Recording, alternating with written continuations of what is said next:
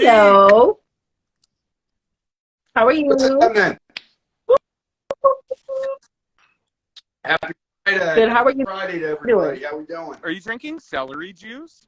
You know, just loving life. I'll have a shot with you. Let's cheers. Actually, no, I'm drinking. Start this interview whiskey. off the correct way. All right. It's because I don't have a glass or. Hey, it's Friday. You got to have a cocktail, you know? Cheers. Yeah, buddy. Tell you what, Oh, that's a good I'll whiskey, too. manage He's to not get copy. you. He's There not you go. cheaping out on his whiskey. I'm a bartender, so I can tell you that's a fairly expensive whiskey. No, you can't. Pauly, we're going to just introduce ourselves. That's good. I'm Darcy. I work with Reality Positivity. We kind of do an impressive 10 here. We do a lot of interviews with like past reality TV stars just to kind of like share their stories, especially because all the NDAs are up now. So, you know, to share all their stories and like how life has been since then. And for us, actually, the first one we did with Daisy of Love was with Daisy. That happened to be one of our most popular videos. Oh, wow. Yeah. Nice, nice. Well, I'd like to thank you guys for this opportunity. And thank you for joining. Sorry if I'm in the middle of the forest, Absolutely. so just forgive me if sometimes it's Pauly, so I made this. That's hey. Hills and stuff, but it's not about me, it's about you. Nice. So what was it? Like, what did you audition for originally? Did you audition for it's all good. a love show? Because I know a lot of people that were cast for those were cast in like trying to audition for the real world.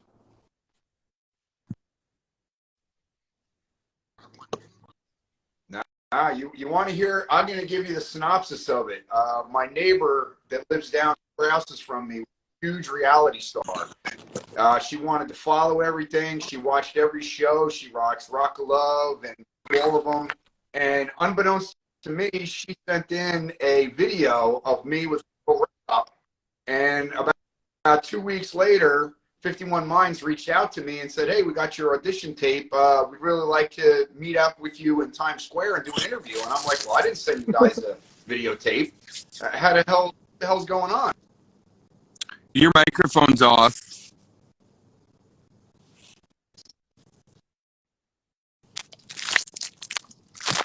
Impressive talk. Pauly, your mic is off. Your mic.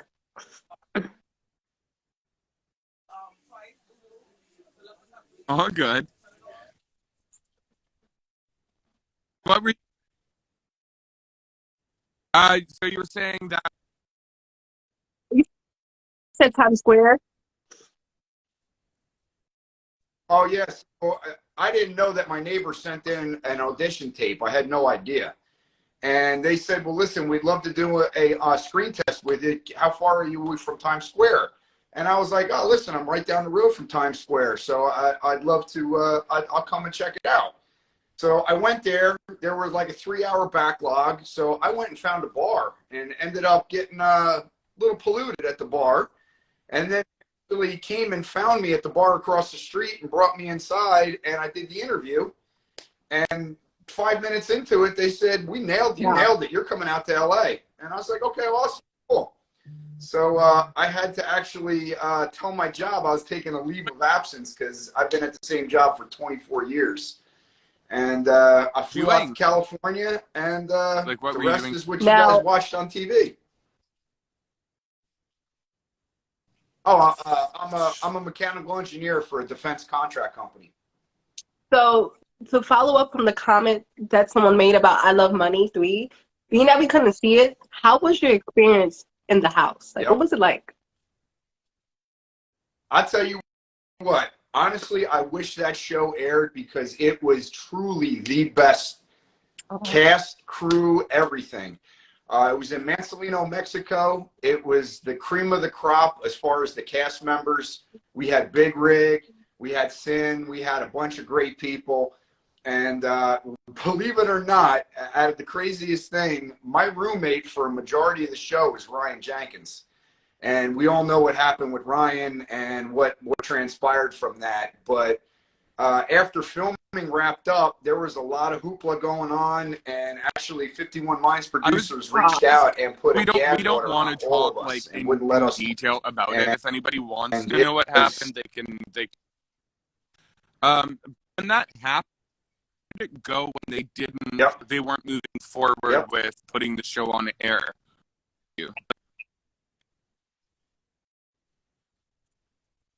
Well, there was a lot of pissed off people, because what most people don't know is I was the final four. I made it all the way to the final episode. Yes. And it was down to the final episode was Ryan, it was Cocktail, it was Bubbles, and it was myself. So we were the finalists four. And we were going into the next day challenge, and Ryan and I had a little side hustle going. And I told him, hey, Ryan, listen, I know you need the money. I just want the airtime. I want the fame. I said, money, I'm good. I got a successful job. I'm very well off.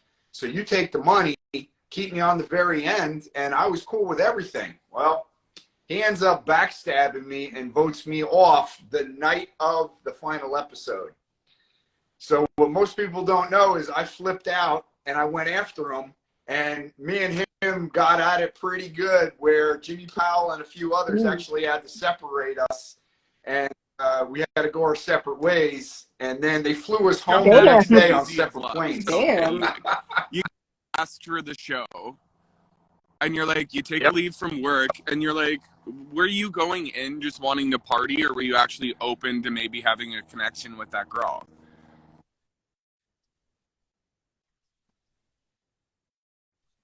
No, I was 100% into just partying and having a good time. Listen, she's a great girl. At the time, she was extremely beautiful. But what most people don't realize is I was the oldest cast member. Really? I had 12, 13 years on everybody. I was 36 when I shot the show. The majority of the cast were in their late 20s. So to piggyback off of that, I know there's been this viral Jack Daniels commercial going around. What motivated you to do that? Like, what just say, I'm just gonna go in and just film? No, all right. So let me set the record straight. I am not transphobe. I'm not a homophobe. I have no problem with any alternative lifestyles. The reason I flipped out so bad on Jack Daniels was because they were sponsoring people in drag going to elementary schools and teaching kids about alternative lifestyles. And if they're not comfortable in their body, they could change themselves unbeknownst to their parents. So when I reached out to Jack Daniels, because I'm what they call a fellow from Jack Daniels. Actually, they gave me a certificate years ago and the whole 9 yards. When I reached out to them and said, is this really happening? And they said, yes. I said, okay, that's it. I'm flipping out. Like, I'm done. Like, you don't do that. If you want to do a drag show for adults that are 18 and above, or you want to change your sex, as long as you're above 18, you can do whatever you want. It's a free country. Everybody deserves to be happy. But when the minute they started involving elementary school kids, I flipped out. And I said, no, I can't do it. I can't have it. And well, I hate to be a completely Rebel controversial whiskey person, is but now I would the like to drink let you choice. know specifically that I was the first person in my small town that did drag, and I read to children at a library. And when I tell you the turnout was around the block, I had news coverage, and the books I read were just, they're not telling you to change your sex. They're just telling you to not judge people for being different, which when I was a kid, I wish we would have inclusivities like that, because I had people that were trans and we didn't understand that when we were kids. It's not saying, hey, you get to choose your gender, fuck what your parents say. Like, I think that's what a lot of people think, but that's not what the message is. So I just want to let you know, like, from my point of view, like, I'm the first person in my city who did that. I hope that doesn't make you like me, but, like, I stand strong for, everyone has their own beliefs. So, like, I don't hate on anybody, but I just have to express that's where I come from. That's what I've done. And I'm, like, a firm believer in Sure. and sharing the message, because I think the more we hide it from children as well, the more that like, homophobic issues or transphobic issues or like racism hide things that people don't want to talk about, the more that they come out later on in life. Do you know what I mean?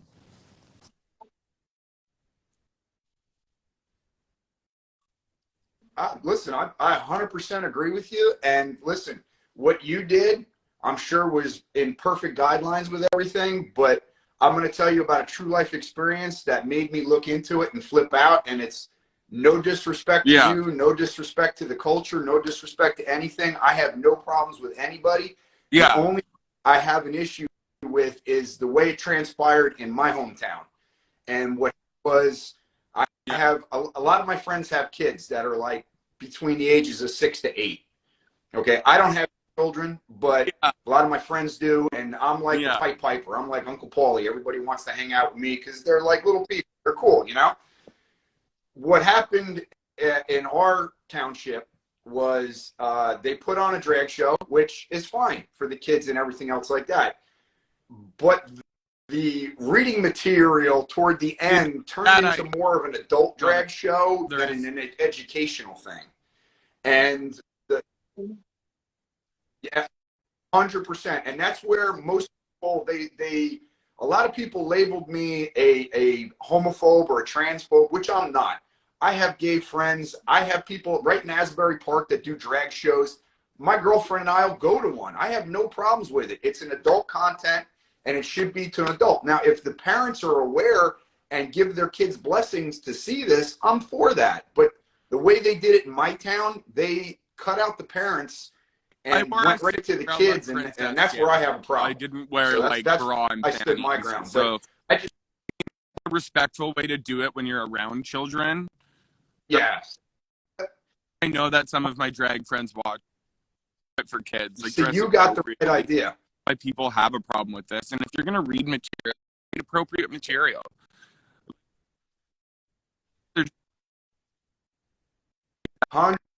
Let's get back to the topic of the TV show, though. 100%. Yep. So you got fucking wasted. Okay. Oh, listen, I got shit-faced, and you want to know why I got shit-faced? It was unlimited alcohol, all you could drink, and they encouraged it. And I'm like, look, I'm the oldest cast member. I will bury these people drink-wise, and nobody wanted to keep up drinking with me. You saw what happened to London. Yeah. London was throwing up in the bathroom. Hey, Reg, Now to Daisy speak on and that, see if she wants now to tell me pop in all during the about. call. Will pop in with us. I think she's off of school right now. Oh, okay. Are you still there? I don't know how to do all that, so can you message her and see if she wants to pop on? And if she says yeah, then one of us will pop off, but that's fine. Jesus. Now tell me all about the weasel. Oh God! When she gave me that name, I was like, "Can I curse on this or no? Are we like, am I going to get bleeped out or can I? Yeah, can I curse? Go ahead, go for it. Oh, okay, my man's hitting. All right, cool. You know, it was when she named me Weasel, I was like, oh fuck my life, I'm done. Like, you got killer nicknames like Big Rig, Six Gauge, Sinister, Chi Chi. I mean, you had great names, Flex. You know, fuck you. I mean, the only thing that sucked better was fucking Flipper. I mean, that was worse than Weasel. So you know, I'll take what I can get. You know. You passed out drunk before it happened. What's it? Oh, listen, I thought I was from the generation, but you can see the generation gap. We had a rule when I was in college that if you passed out in your bed, that was off. Your bed was your safe space. If you passed out on a floor, you passed out on a couch, you passed out on a toilet, you were done. Like, it was finished. Game on. I went to my bed. I was tired. I was hammered. I went to my bed. These motherfuckers went to town on me, man. I woke up looking like Post Malone. I was So, sorry. oh, I'm in smooth. Canada, by the way, guys, so marijuana is very legal. I forget who we just interviewed because That's all I right. clearly It's all just smoked good. weed, Enjoy. but we just interviewed her from the show. So I had to rewatch the first couple episodes that they were in. I noticed that in the beginning of your like the first elimination, you still had the drawing on your face. By the end, when Daisy called you up, it was gone. Yep. Happened there? Like, Yeah.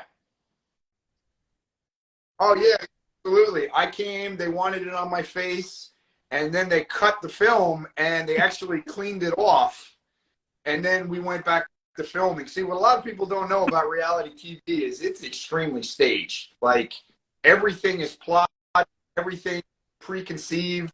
They know what's going to happen, how's it going to go down. So they can corral you and guide you in how they want you to do things. So yeah, they wiped it off. episodes, am I and right? then we proceeded 3 or with 4. filming.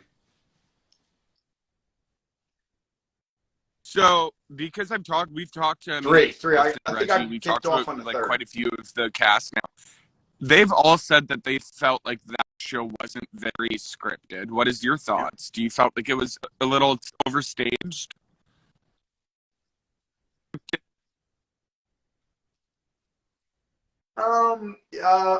I wouldn't say I'll agree with them and say it wasn't scripted, so to speak. But they put you in scenarios that they knew what the outcome was going to be.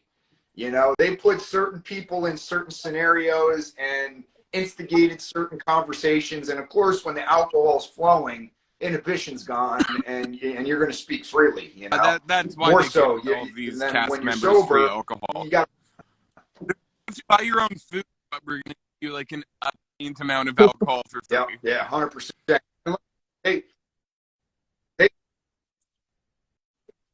They lost a lot of money. So your first night, I don't remember all the cast. I usually have like a notebook, but as you can tell, I'm literally in the middle of the forest. I usually do. I have my notebook with the cast and stuff.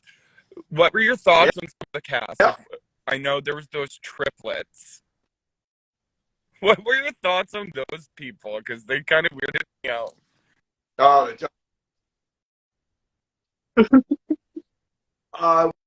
Weird out. You didn't have to share a roof with them. These guys, I think they were from Sweden or someplace like that. 3 of them, and literally they looked like Bret Michaels 1985. They had the hair, the makeup, the whole 9 yards, and I tried talking to them, but all they wanted to do was eat raw hot dogs and drink alcohol. They were strange. They were strange fuckers.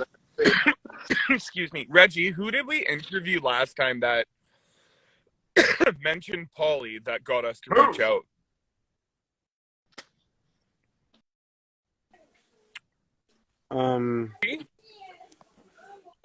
We interviewed, but Chi-Chi didn't mention Pauly. No, he mentioned I think that TJ Markey guy. I forgot his nickname. Yeah, Flex. He mentioned. Yeah, Flex. I think a lot of people said they couldn't find you online.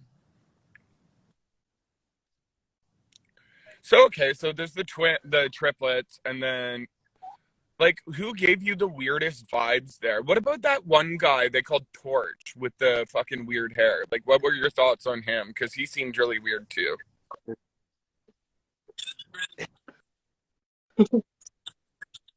You know, Torch was weird, but I would have definitely sat down and had a drink with Torch versus the triplet. The Mbop twins were just I wanted no part of them. But Torch was actually Did you get into any like altercations with people that we didn't see that they didn't show? When they drew on you and shit, like did you wake up or anything? No, no altercations. To be honest with you, the three episodes I was on, which was like a week's worth of filming, I loved the cast. Everybody on the cast was super cool. I was kind of like the OG of the house because I was the oldest one there, and everybody.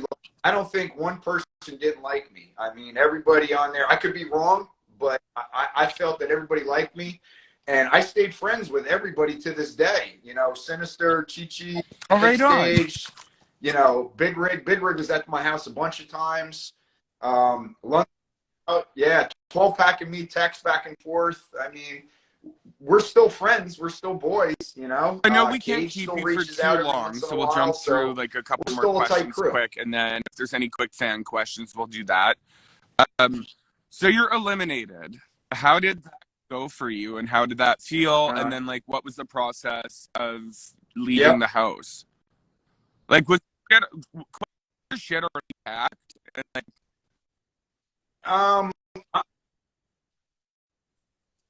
Oh, yeah, it was packed. I knew I was going home that night. Oh yeah, yeah. It was. That's why when I say reality TV, because before elimination, they tell everybody to pack their shit.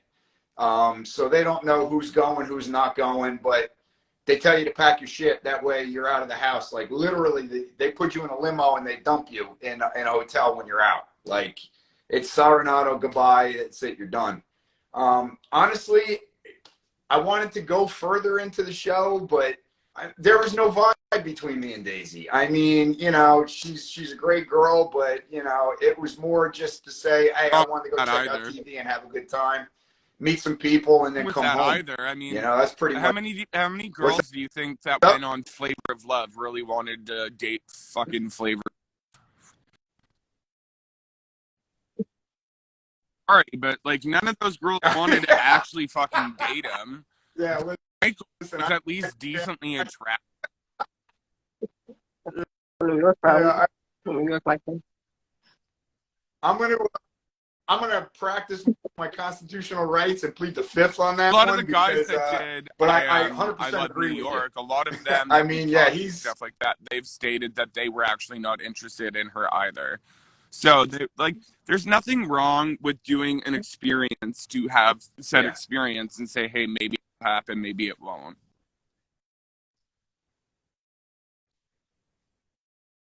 Yeah.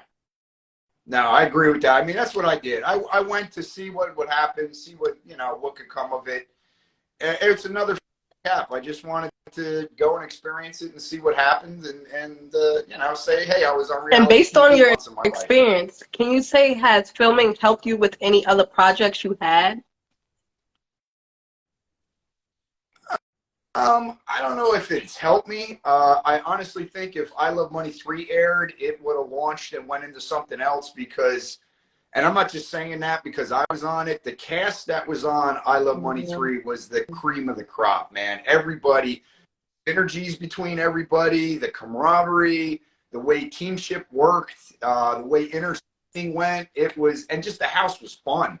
I mean, there was shit going down. Even the guys behind the scene that were filming said that you guys, the cast was the best because the way we interact and the way we formed it up, and it was very natural. It wasn't scripted. I will say, I Love Money 3 was just not to like scripted. It was carte blanche. You could do whatever you want. Piggyback off of what she was saying was, so how long did it go before you got the call after you were eliminated to do that show?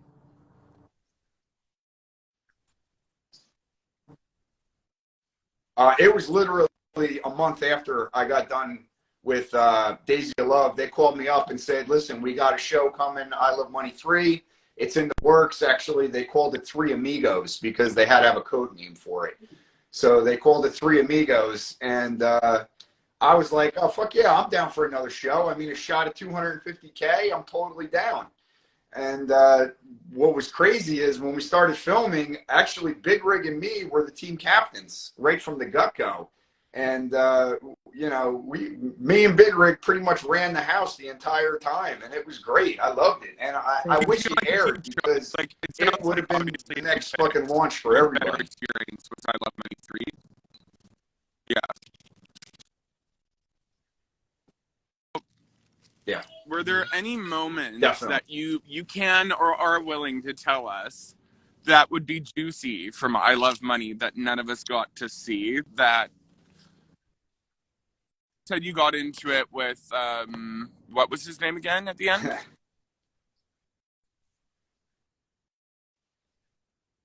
Did anything crazy like that happen between any other I threw cast him around a little bit members toward the even, end.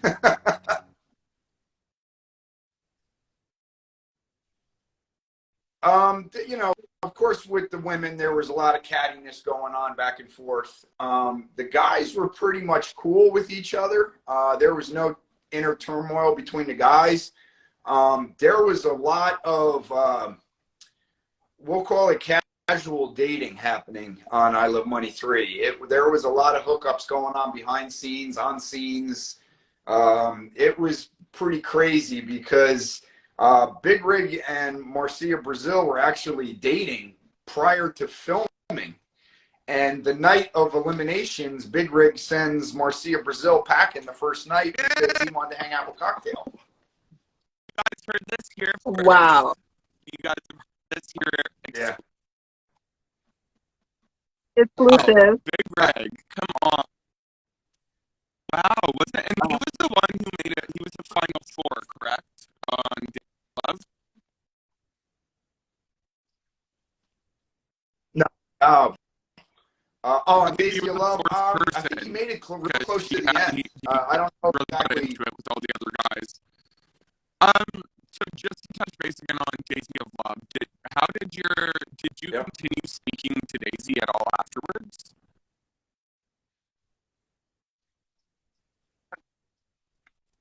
No. That night of elimination. I personally, we interviewed talked to her. She didn't do a lot of anything for a long time. She kind of was out of the spotlight. We interviewed her. We did a 2-part interview on YouTube, and she is doing fantastic now. She's very introverted and a very different person than who she used to be. School for what is it? Anthropology. Okay. Yeah. You would not expect. Yeah. Brunette and just really low key now. Her and I text and talk quite often. Really has done a lot for us, and she just likes to hang out and chat with me. Cool. So you left I Love Money. Pay you for these shows. Was there a huge price difference?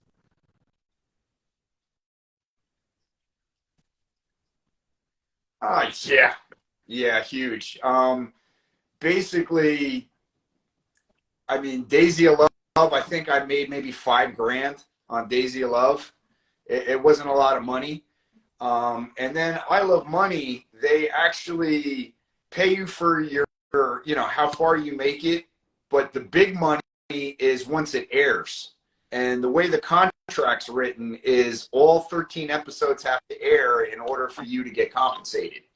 And that's why with the I Love 3 getting canceled, a lot of people lost a lot of money.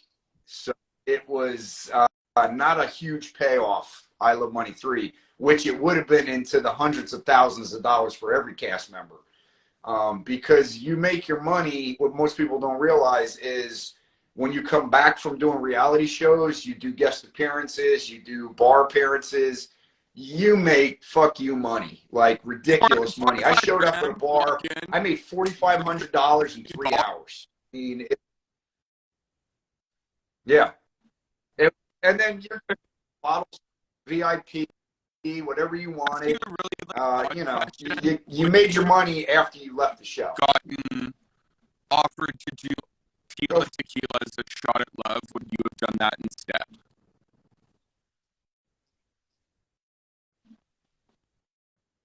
I mean, not saying wow, that's a good question. Now, but that.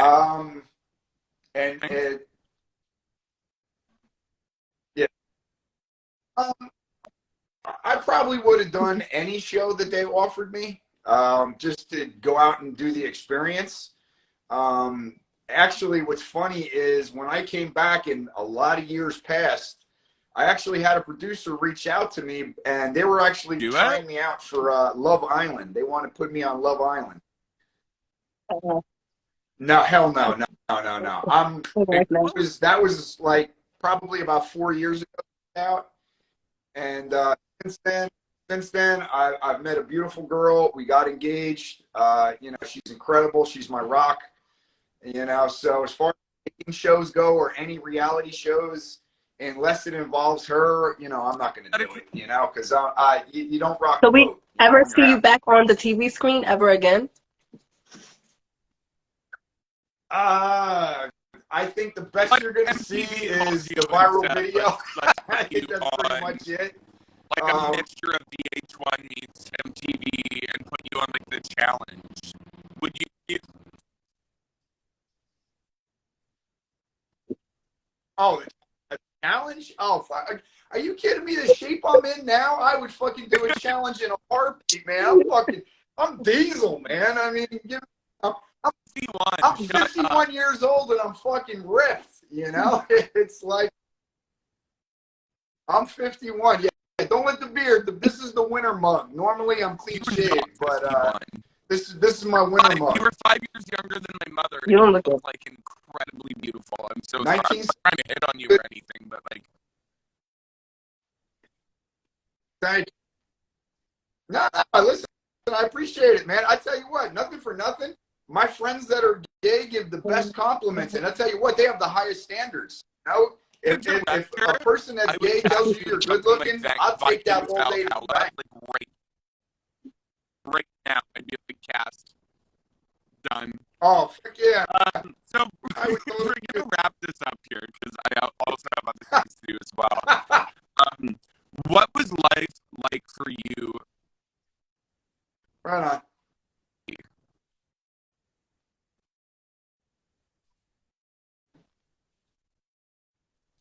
It was when I came back from Daisy, it was wild. Like I couldn't go anywhere. It was you go to Dunkin' Donuts, people wanted their pictures, they wanted autographs. It was stardom wrapped up, and it was crazy. But to be honest, toward the end, it got tiresome. I just wanted to be back to my life and not to be recognized and not to be.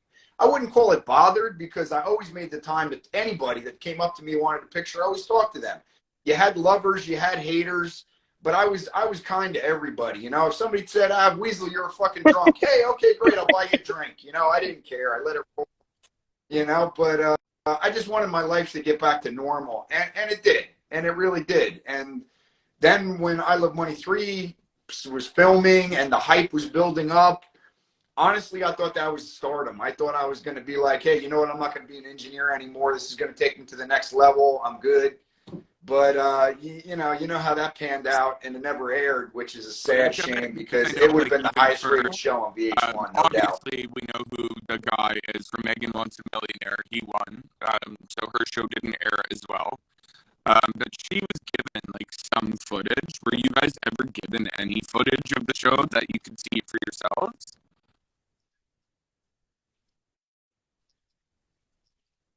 All right, here's the deal, which I'm going to give you a little juicy input now because it was 10 years past, so my contract is done, nil, void, so I could speak. What happened was, unbeknownst to everybody, Ryan Jenkins' dad is a multi-billionaire with a B. He owned islands in Honduras. Wow. He was financially out of this world. We're talking mega rich. To VH1 and said, what will it cost to buy all the footage, the B-roll, the uncut, the everything? And he legitimately paid them for all the footage, which he in turn then destroyed because they didn't want anybody to see how his son really acted in real life. Know that that's 100% God's honest truth. That's what happened.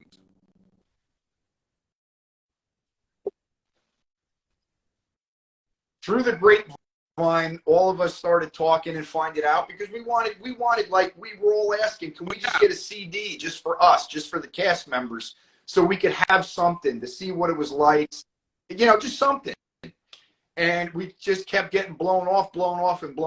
And then the production company actually reached out to all the cast members and gave us gag orders for 10 years. We couldn't talk. We couldn't say anything. We couldn't give interviews. We couldn't do nothing. and then turn on the TV 12 years later, and what is it? The Playboy murders. So guys, they did the we're not whole going to thing get with fully him into it, but and just Jasmine. for anyone watching or that will see these YouTube videos, the guy who won Megan Wants a Millionaire, Ryan Jenkins, his girlfriend, I believe actually here in my city. I believe, right? Oh. Well, no, actually, the murder happened in California, actually Las Vegas, and then he drove the body to California, where he put it into a dumpster, and then he fled to Canada because he thought Canada had no extradition laws, and he actually about an hour hung himself in Hope, British Columbia, or whatever it is, British Canada. We're not going to talk too much about it, but that's that's so what happened. So of that. That's why they didn't air I Love Money 3, and I believe they didn't air I Love Money 4 because they also filmed that too, did they not? Yeah, they filmed it literally back to back. 3 and 4, we were leaving, 4 was coming in, and no, they basically squashed reality TV after that happened because 51 Minds and VH1 got into a lot of trouble because they were saying they fueled what happened, which is totally untrue. But, you know, the lawyers got involved, and then they had to backpedal. And before you know it, all reality TV show was canceled, and then it slowly started making a comeback.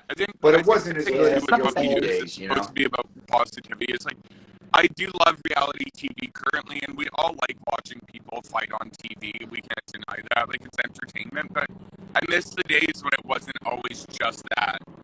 Back when it was like entertainment, watching people like you pass out and getting drawn on. And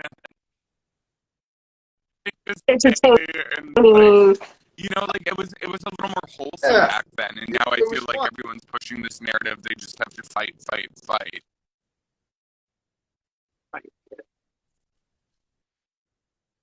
Yeah, well, because you know why? Everybody wants controversy, and everybody wants to see drama. And you know what they need to do? And you got to pitch it to people. Have like a happy reality TV show where people actually get along and there's no drama, there's no fight, and everybody's helping everybody. That would be a reality show. The real world homecoming thing, right? So they bring the OG's cast back for like a week and put them in a house together. If that were offered to you, obviously if the right dollar amount, is attached, would you do that for like a week? Would you go back with all those fucking weird people and be like, hey, what's up?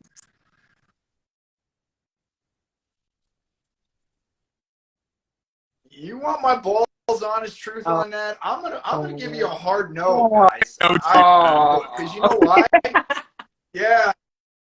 I'm sorry. I don't listen, I don't mean to pee in your Cheerios, but you know, I gotta give you a hard no on that, man. My life right now, I got a beautiful life. I got a gorgeous fiance that the world can't replace.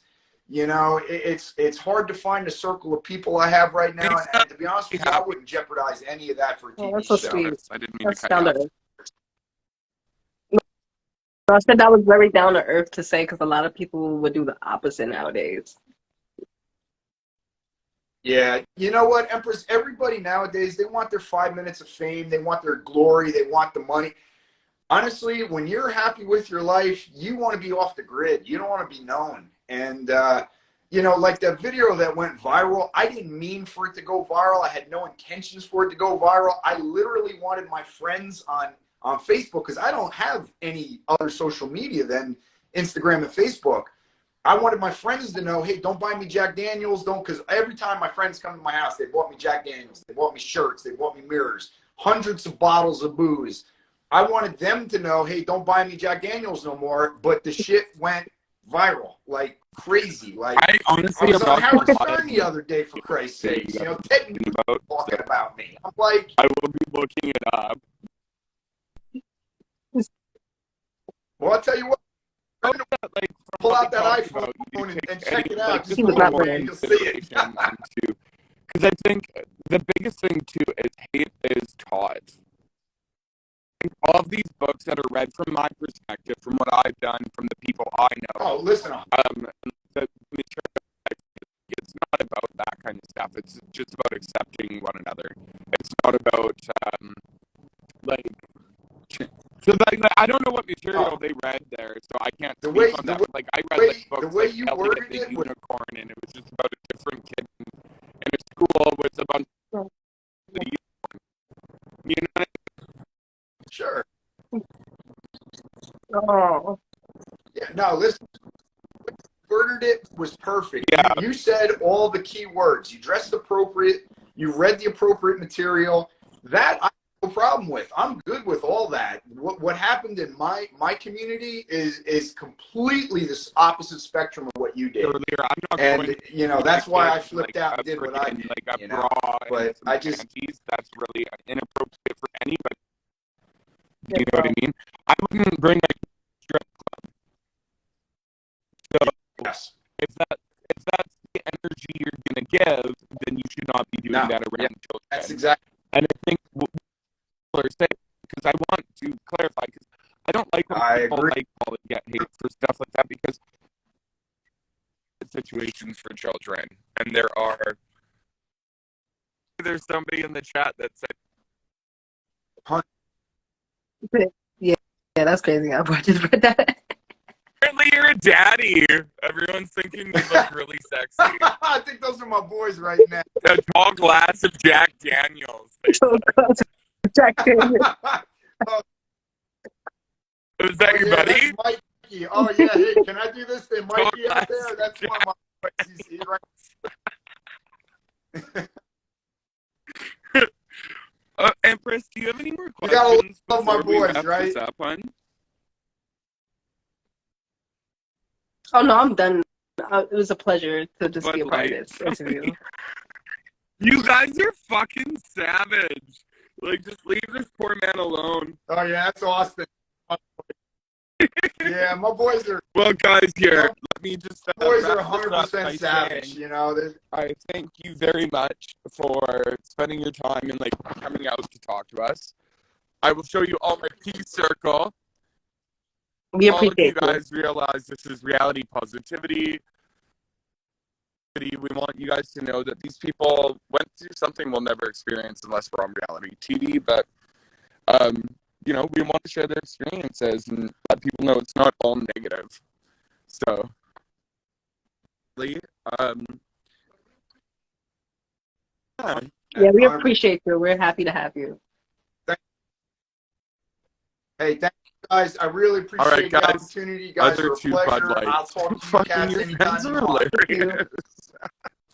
All right, guys, this has been Darcy Danielle, Empress Ken. We've got Pauly, we've got Reality Positivity. Keep up with all of our interviews, and this will be on YouTube soon.